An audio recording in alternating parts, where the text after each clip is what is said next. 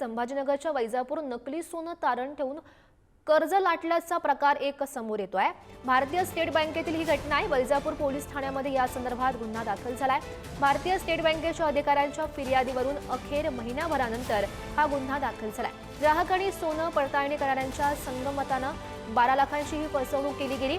पुढारी न्यूजनं सर्वात आधी हा प्रकार उघडकीस आणलेला होता।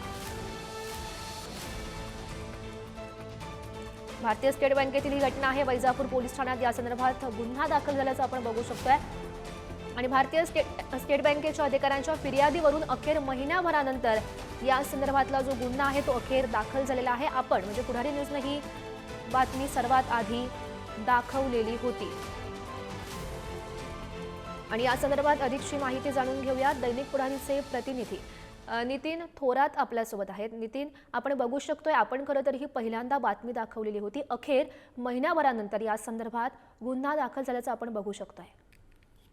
गौरी, अगदी खरं आहे। एक साधारणतः महिनाभरापूर्वी आपण सर्वात आधी हा घोटाळा उघडकीस आणलेला होता की तो एका बँकेचं सोने पडताळणी करणाऱ्यांना मिळून आणि ग्राहकांना सोबत घेऊन हा सगळा घोटाळा केल्याचं समोर आलेलं होतं आणि अखेर या संदर्भात वेळोवेळी आपण या सगळ्याची बातमी लावून धरल्याने काही दिवसांपूर्वी भारतीय स्टेट बँकेच्या एका शाखा अधिकाऱ्याने पोलीस ठाण्यात तक्रार दाखल केलेली होती आणि अखेर महिनाभरानंतर या सगळ्या संदर्भात वैजापूर पोलीस ठाण्यामध्ये गुन्हा दाखल करण्यात आलेला आहे। आता हा घोटाळा दाखल केल्यानंतर 12 लाखांचा यामध्ये आकडा सांगितला गेला आहे। मात्र पोलिसांच्या तपासामध्ये यात नेमकं किती आरोपी समोर येतात किंवा या सगळ्या संदर्भात कुणाकुणावरती कारवाई होते हे आता येणाऱ्या काळात समोर येणार आहे। मात्र एका मोठ्या शासकीय बँकेमध्ये अशा पद्धतीचा हा घोटाळा होणं हे अतिशय धक्कादायक मानलं जात आहे आणि त्यामुळे आता येणाऱ्या काळात आणखी काय काय तपशील पुढे येतात हे आपल्याला येणाऱ्या काळात पाहायला मिळणार आहे। गौरी, बरोबर। नितीन, धन्यवाद दिलेल्या सविस्तर माहितीसाठी।